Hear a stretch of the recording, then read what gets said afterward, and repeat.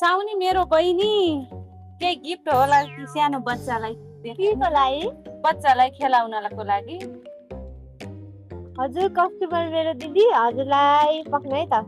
यो लानु। साउनी मेरो बहिनी कति हो यसको मूल्य भनिदिनु न।